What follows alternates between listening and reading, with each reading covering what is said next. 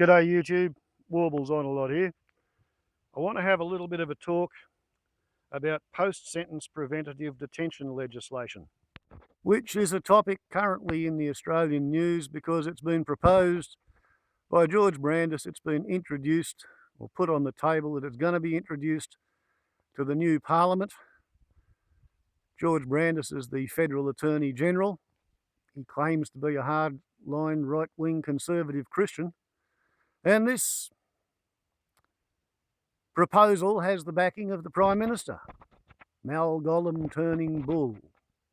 The idea has been proposed and sold to the Australian public on the theory that it is a government's prime responsibility, duty and obligation function to protect the public at large from the possibility of all future terrorist incidents, and indeed from the possibility of any individuals committing any crime at all whatsoever, if for whatever reason somebody in officialdom holds apprehensions that they might in the future commit a crime.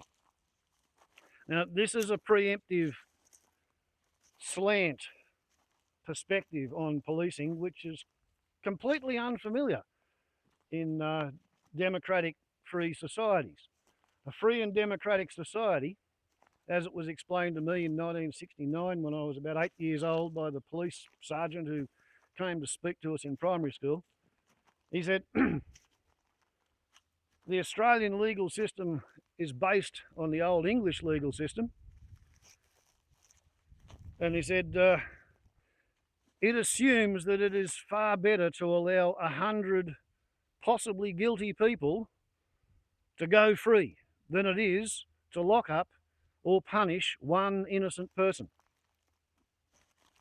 He said, if you're living in a police state, that whole equation is turned on its head, because in a police state, the assumption is that it's better to punish or imprison 100 innocent people than it is to run the risk of having one guilty person walk free. And the policeman explained to us that it's a pretty good system because courts are made up of humans and humans make mistakes. And he said the whole system has to be set up to try not to make mistakes, to try not to punish people for stuff that they haven't done. And he said, well, if somebody has done what they're accused of and they manage to convince the court otherwise and they manage to be given the benefit of the doubt, right? Because to be convicted of a crime, the prosecution has to prove to the judge beyond all reasonable doubt. The doubt might be faint and unlikely, but if it's a reasonable doubt, then you have to give the accused the benefit of the doubt. The accused must be judged according to the evidence and the facts of the case before the court. You can't take somebody into court and say, oh, this person has a previous history of molesting children. A little child was molested in the street they live on, therefore they must have done it. That doesn't work. You don't bring the person's previous record into the matter until after the facts of the case have been judged and they've been found guilty on just the facts of the case. Then after they've been found guilty, if indeed they're found guilty, that's when the court gets told what their previous record was. So the idea that somebody has been convicted of pedophilia, for example, they reach the end of their sentence, they've done their 20 years in jail and they're still attracted by sexual imagery of children. The idea that you can make an arbitrary, bureaucratic, preemptive decision that they are likely to go out and reoffend, therefore we're just going to lock them up and not ever let them out because we have fears that they may do the wrong thing again. That just cuts right across the presumption of innocence. It cuts across the idea of waiting for somebody to do the wrong thing before you actually start trying to lock them up for thinking about it. Freedom of thought, freedom of speech, freedom of movement, freedom of association, the right to silence, the right to a trial by a jury of your peers. This post-sentence preventative detention is to be inflicted on people at the flick of a pen by a judge. A judge gets to listen to the apprehensions held by the people who are paid to keep people locked up in jail, that they don't think this person should be allowed out because, you know, we might have accidentally brutalised them while they were in prison. So therefore we better not let them out. You know, like, besides, we want to get paid for the next 25 years to lock them up till they die of old age, or we retire and get our superannuation package, the government one, the really good big one. Yeah. So there we have it. Malcolm Turnbull barely scraped into power. We don't actually appear to be at the mercy of a wave of violent terrorists in Australia, but they are doing their level best to alienate whatever Muslims have been locked up in Goulburn Supermax. They're talking on social media about getting a kangaroo and painting it black, putting a bomb in its pouch, and writing ISIL slogans on it, and releasing it at an Anzac Day service to blow up all of the policemen. There are, in fact,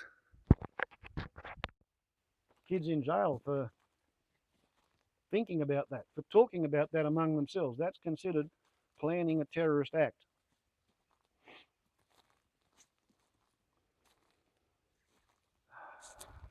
Now they're getting maybe towards the end of their sentence, and the government doesn't want to let them out. The only justification that I can imagine for this attitude, this preemptive justice state of mind, is that the people who are embracing the attitude of preemptive justice, they must be absolute godless atheists who have zero belief in cosmic scoreboard effect. They don't believe, for example, that, as it explains in the first book ever printed in the English language, Geoffrey Chaucer's Canterbury Tales, in the Nun's Priest's Tale, it says, Modre will out, murder will out. You can't hide it.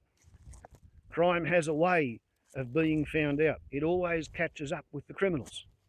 And although it's difficult to prognosticate just how a particular crime will catch up with a particular individual, there are a couple of broad ways. One is they go on a guilt trip and they drive themselves mad, worrying about getting caught and the consequences, if and when, looking over their shoulder for years. Another way is that they get the opinion that because they've got away with it once, that they are beyond the law and they can continue to get away with it. So they try doing it again, or something similar. And the longer they get away with it, the more familiar they become, the more contemptuous they become, the sloppier they become. They leave a bigger, broader, wider, deeper trail of clues behind them. And then they get caught. And it really doesn't matter whether you look at the world through a framework of karma or kismet or fate, cosmic scoreboard effect, God's punishment perhaps. The fact is that over centuries,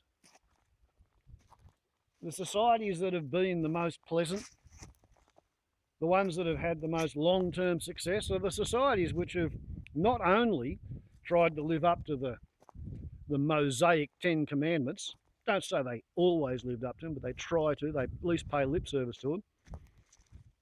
And a lot of those commandments are older than Judaism and the story of Moses.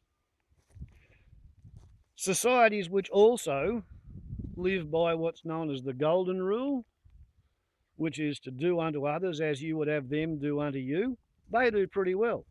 Now, where Australia and most of the Western world seems to have reached is a point in moral, cultural, sociological decay, whereby we've decided to treat other people the way we fear they might treat us, to anticipate attacks and to fire our defensive shot first before we are attacked. It's a clinically paranoid delusion it's a godless, behavioural, atheistic point of view. It's a point of view that thinks that anybody can get away with anything if they're clever enough, and it assumes that out there, lurking, are a population of people who just want to be evil. And I don't actually buy that whole concept. I don't buy it at all. I don't think Australia should be moving any further towards becoming a police state than it already is, because it's fucking uncomfortable already. I think when people are tried and sentenced, they should be released at the completion of their sentence. Otherwise, they have no incentive ever to surrender. If you've got some tantrumic, cranky, curmudgeonly, angry person, and they've decided they're going to throw a temper tantrum, if they are aware that if they get caught, they'll be fairly tried, they'll be sentenced, after they've served their time, they will be let out, then when the police ask them to surrender, they are likely to surrender, more likely to surrender. If they know that because they're going to be called a terrorist and they're going to be locked up for the rest of their lives, they will not surrender. They have no incentive to surrender. They have every incentive in the world to become a fucking kamikaze berserker. And yet, despite the fact that pretty much all the sociologists and psychologists and anti-terrorist experts in the field have had to say on the matter of what's productive and what's counterproductive when it comes to trying to de-radicalise somebody who's already in jail for having broken the law. They're already being punished for whatever it is they did last time. The Australian government is blindly, stupidly careering further down the track of politicians making laws on the basis of what the law enforcement industry, community demands, which is, once again, it's the antithesis of what the policeman told me happened in a democratic society. He said the police don't make the laws, they administer the laws. They don't enforce them. They don't walk around with a gun and shoot you for dropping a paper on the ground. If they see you do it again and again, they might charge you and take you to court, and you'll have to explain it, jump through hoops, pay a fine. The politicians make the laws in Parliament in response to community complaints. He said the police don't make the laws. Well, it hasn't been like that in Australia for 20 or 30 years. The Attorney Generals dance to the puppet strings of the Police Commissioner and the police unions. And that's who gets to decide what laws are put in front of Parliament. The police have been making the laws in Australia for years, decades. And every time they bring in these laws, the tabloid press jumps up and down and supports it and applauds it, all on the theory that most of the readers of the tabloid press are going to assume that none of these laws will apply to them. When they brought this preventive detention shit in, it was only going to apply to pedophiles. Then they decided they'd extend it to violent criminals. Now they're extending it to teenagers who think you can put a bomb in the pouch of a bull kangaroo. We used to live in a free democracy. Now we live in a police state, and it's getting fucking worse. And if people like me who know what we're talking about don't speak up about it, it will get worse at a greater speed. So, Warbles on a lot to YouTube.